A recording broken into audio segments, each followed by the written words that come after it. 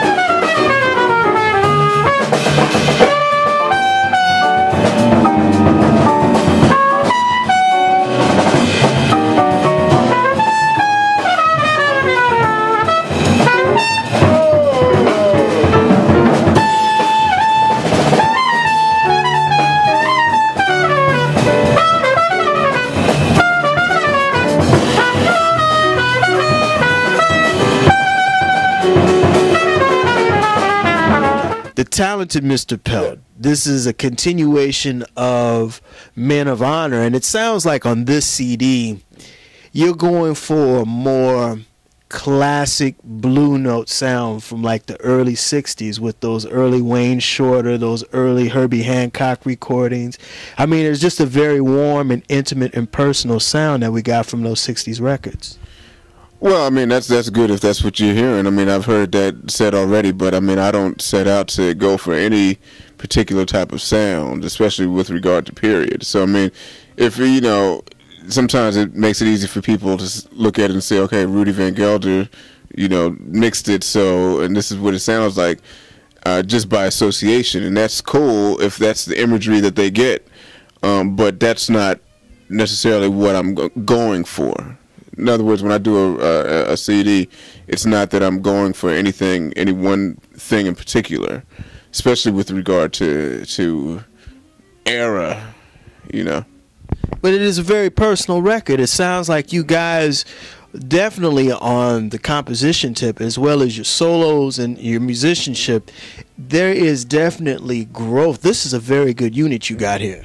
Yeah, no, that much is true. I mean, you know, you said it was a continuation of Men of Honor, which it is, and that's a continuation of November, which is our first record, and that was something that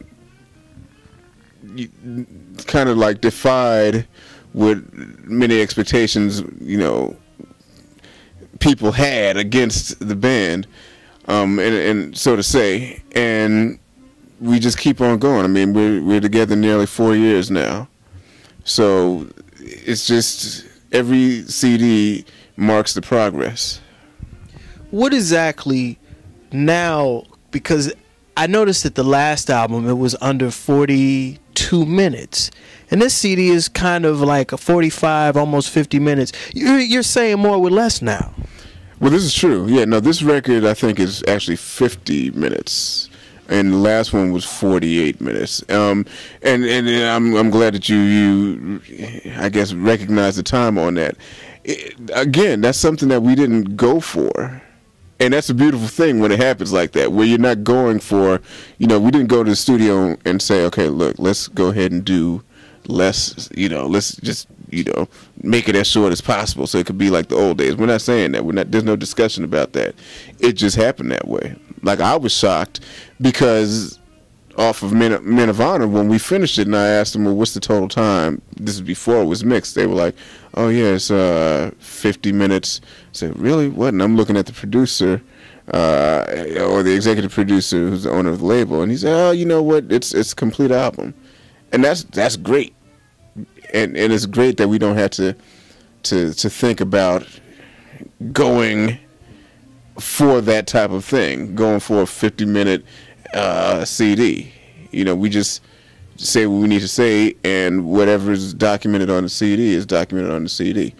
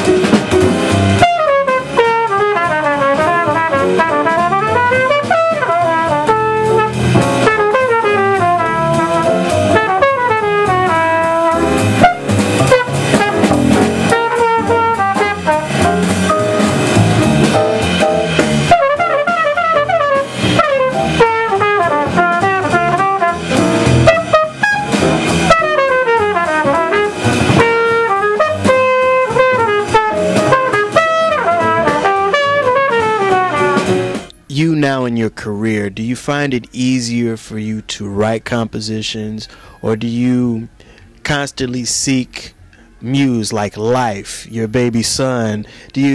How do you write now? What's the process of writing for Jeremy Pelt? It's a hard process now, because you know, when I was a kid, I was writing songs, just popping them off like hotcakes. It was nothing. Matter of fact, I used to have a whole bunch of titles just sitting on a paper, and I would write songs to fit those titles. Whereas now, whereas for the past few years, maybe even as much as, 7-8 years, I've been writing by sketches. Sometimes a song will come out and it'll be complete already, but then more times than not, I'll write a 2-bar phrase and it'll sit there for months, sometimes years, before I finish it again. So it's a process now. I remember the last time we talked, when Men of Honor came out, one of the things you did was you let all of your members of the unit write a song for the particular CD. How did you do on this one?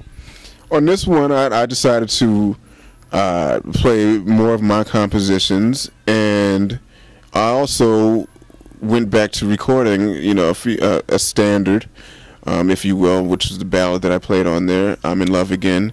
And then I went ahead and recorded 2 songs by our contemporaries, Myron Walden, who wrote Pulse, and Anthony Wanzi, who wrote Paradise Lost.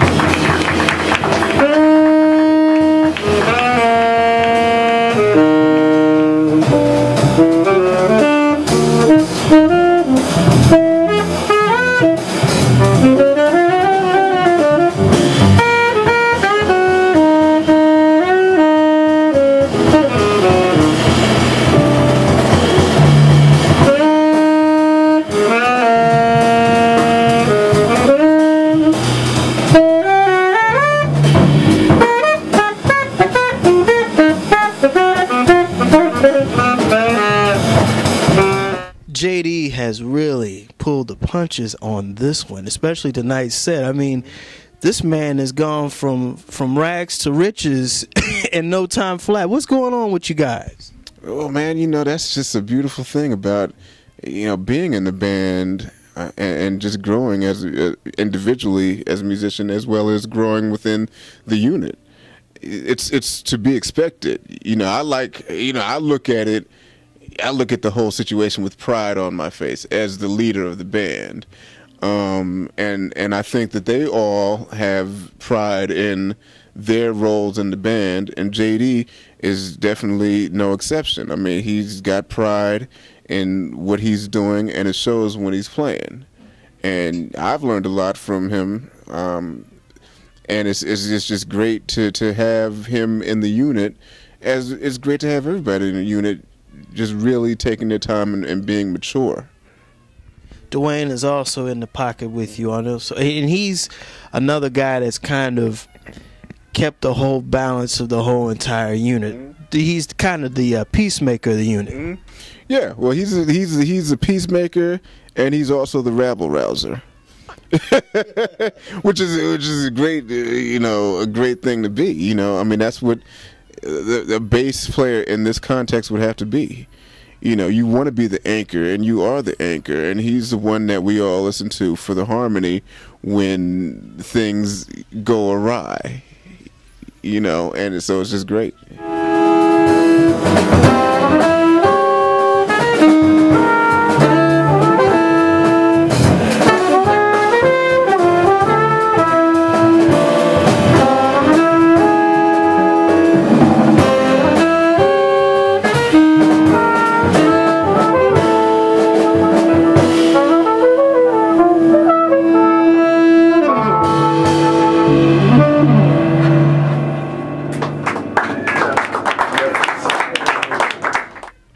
Being a father affected you musically as well as a person, and being a father now, what is your outlook on life now?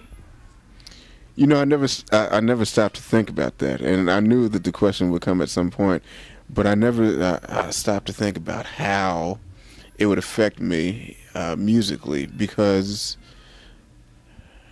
really I view fatherhood as another addition to the wheels of life, and